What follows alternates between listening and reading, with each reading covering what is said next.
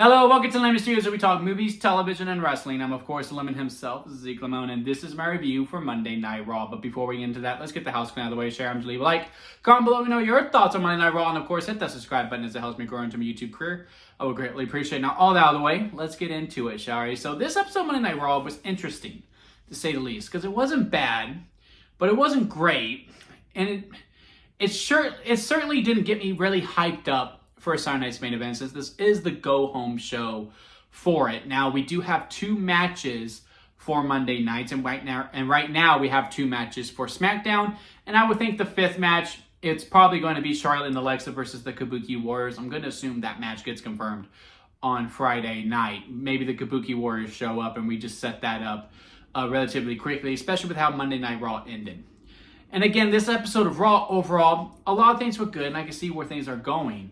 But again, as your go-home show for a special event, I don't even know if we call this a PLE, because the PLEs are on ESPN here in the US, and this one's on Peacock. It still feels special. I mean, again, it feels like a pretty interesting card, considering it's all title matches, and assuming if the fifth match is to be the tag team women's tag team title match, again, that's all title matches on this show, and all of them actually look really good. I'm looking forward to Dominic versus Penta versus Rusev for the IC. I am looking forward to Jey Uso versus CM Punk. I guess we will kick off with that, because that did kick off Raw, to say the least. Jey Uso comes out, he does his encore. CM Punk comes out, he teases Jey Uso about it because he gets his encore as well. I know a lot of people are upset by the entrance of Jey Uso, and I'll be honest, sometimes I get annoyed by it too, especially when he kicks off. I think my main issue with him is when he kicks off Monday Night Raw and he does the whole entrance and then he runs it back. I'll say this how I've been saying it ever since the entrance has been starting to go a little long.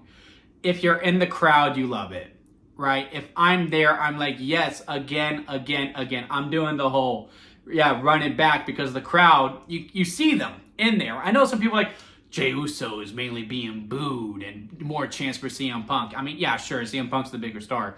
But I really didn't hear a lot of boos when it came to him. But you do see the crowd going, run it back. We want it again. So he's still very much over. It's just when you're watching it on TV. And again, this is the start, because one, you already see how people came into the building, and then you see the video package that happened last week, and now here he comes, takes 5 minutes to come down the arena, and then we're going to run the entrance back. It's just like, okay, it's been like 20 minutes. Let's get to the talking and all that. And then CM Punk comes out. He mainly does the heavy lifting here when it comes to talking. No disrespect when it comes to Jey Uso, but, when you break it down, I think CM Punk said more words than Jey. And basically talking about, look, I actually admire what you did within the battle. Thank you, Punk. Because everyone in the crowd started booing. I was like, look, it's in the rules, and that's what you need to do if you're going to want to be champion. You're going to have to hurt some people that you love. Love that. Thank you, Punk. Because y'all know that was my big gripe last week. I was like, I don't know why we're selling this narrative that it's bad that he threw his brother out. What, just because he saved him? That's on him. It's a battle royal. It's every man for himself.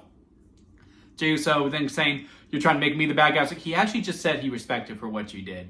And then, I'm not listening to Roman. I'm not listening to Jimmy. I'm not even listening to my own mother, or he was listening to other people's mothers. I'm only listening to me. And main event, Jey Uso is going to prove he's the best in the world. 4 letters, 1 word, yeet. Or Punk was like 4 letters, 1 word, Punk. I actually really like that quite a bit. Just didn't have a lot of sizzle to the whole entire promo, right?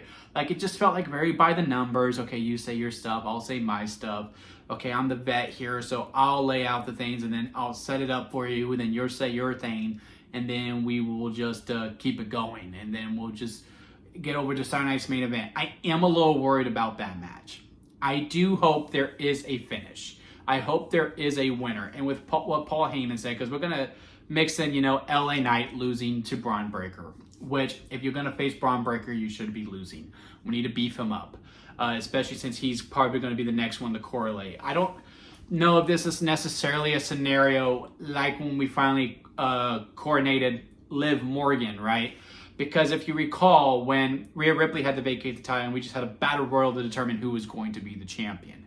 And it came down to Liv Morgan and Becky Lynch, and Becky Lynch won that battle royal. And a lot of people have said, like, why can't it be Liv Morgan?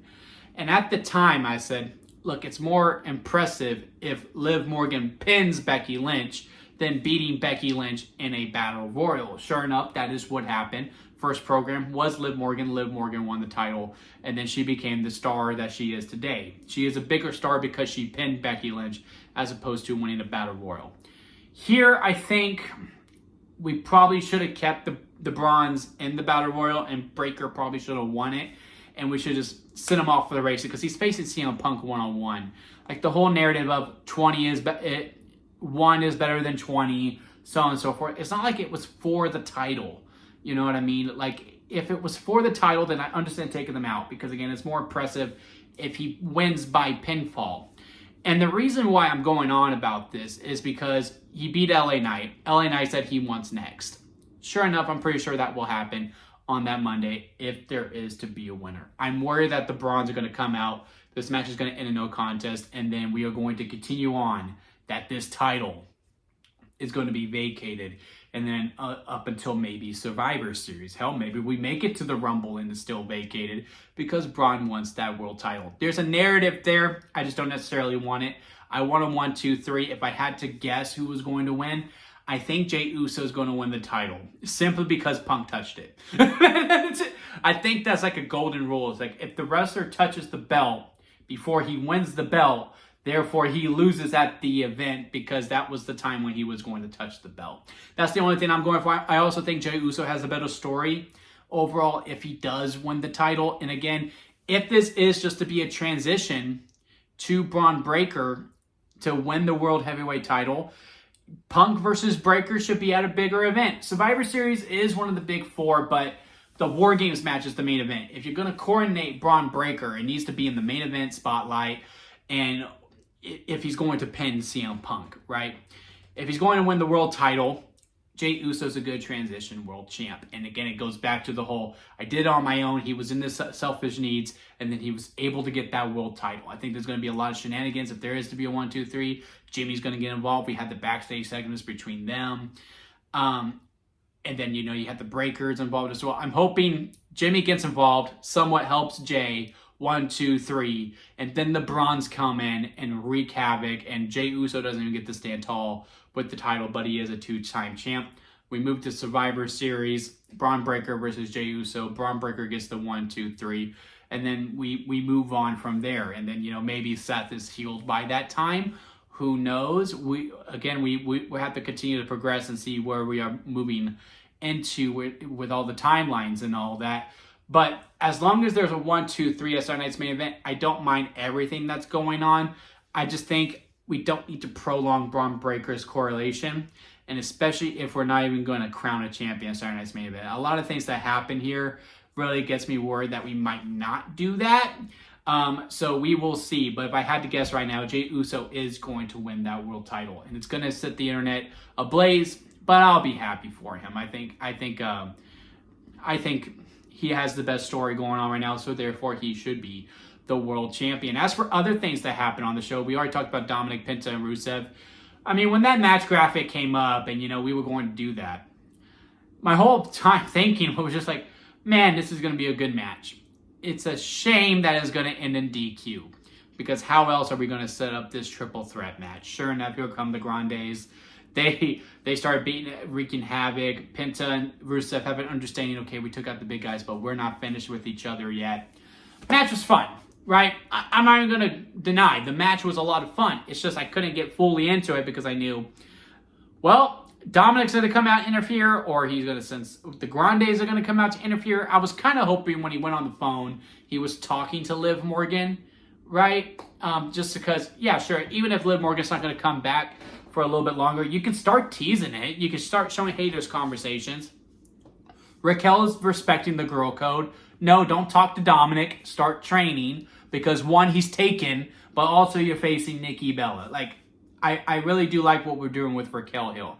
Wow, what did I say? Like that. Raquel here. Again, come back, most improved wrestler overall, most improved character overall of 2025 at that. When we did that whole setup after Nikki versus Roxanne, fun match for the most part. I think we did a good job of starting to lay in the foundation that Nikki is going to turn heel. Because Stephanie didn't come out to help her at all, but Raquel was, casting interference. We get the tag match next week between Nikki, Stephanie, and Judgment Day. If I had to guess, maybe we pull the trigger there. I don't need a long, drawn-out heel turn for Nikki Bella. Let's just play it for a couple weeks. This match, she didn't come help you until it was way too late. That kind of justifies it for me alone, because she said, I'm going to need your help when it comes to them, and you couldn't even come out to be at ringside for me. Yeah, and then that's enough. They start fighting a little bit. Don't even need the tag match to go that long, in all honesty. Turn on her, don't even get the tag, walk away, and then the Judgment Day beat her. Preferably Raquel pins her, because that face-off between them two, I was like, give it to me. And then here comes Nikki Bella. Again, trying to see the understanding of, she's trying to steal Stephanie's spotlight, right? Here comes this young star. I'm the Hall of Famer. This should be my moment. So I get involved in this one way or another. But I was like, Nikki, get out of here. This is the money match. Get out of here. I don't know what you're doing. Respectfully, ma'am. But again, trying to see, hey, she's going to turn heel here in a little bit.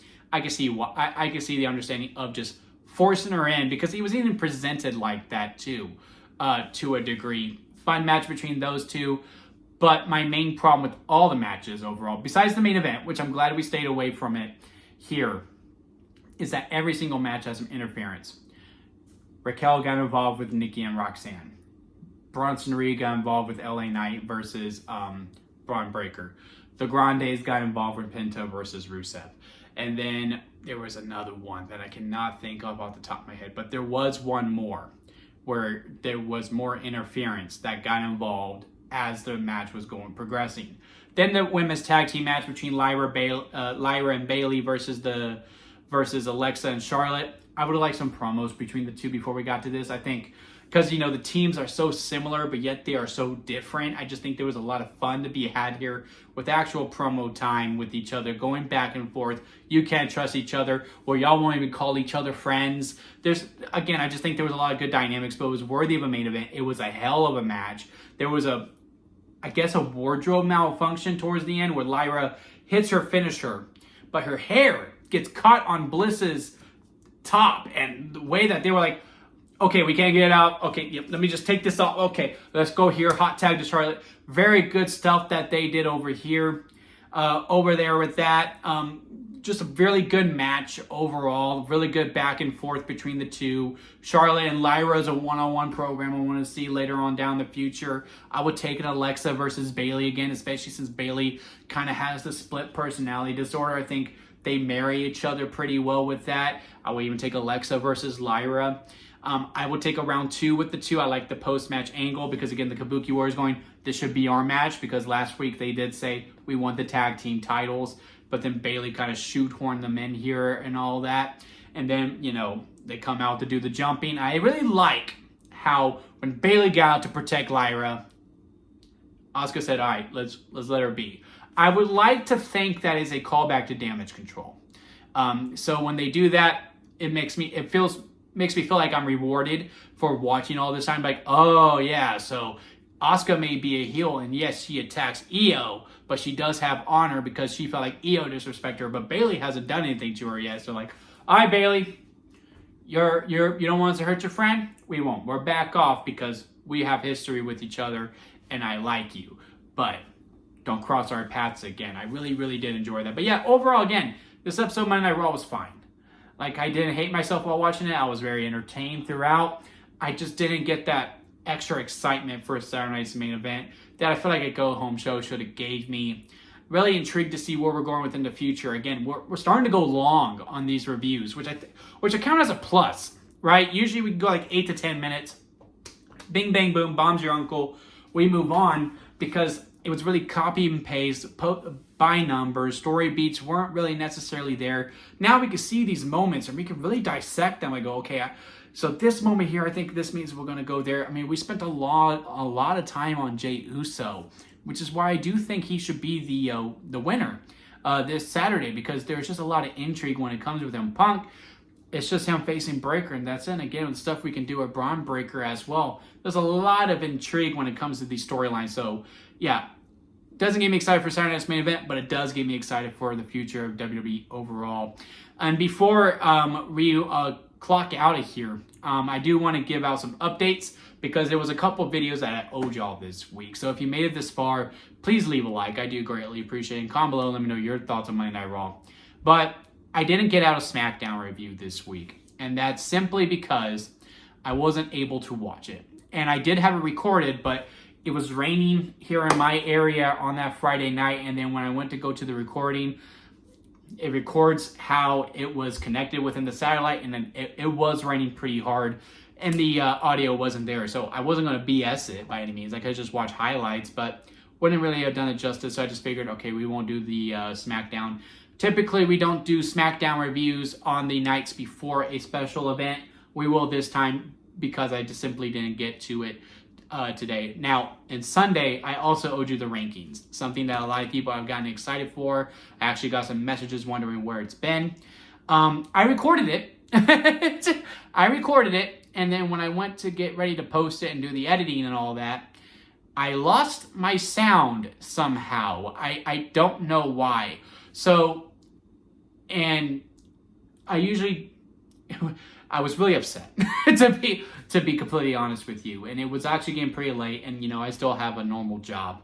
And I had to think, okay, whether to go to sleep for my normal job or be a zombie on that day. And I really did play with it a little bit because I had to re-record and then basically really go fast with it. But I ended up going to work, and I was going to do it on Monday. But with it being so close to Raw, I was like, let me watch Raw. And then I'll do the re-rankings and all that. So I should get it out to you by tomorrow. I got the rankings set. I'm actually about to hit record as soon as we get out of here right now.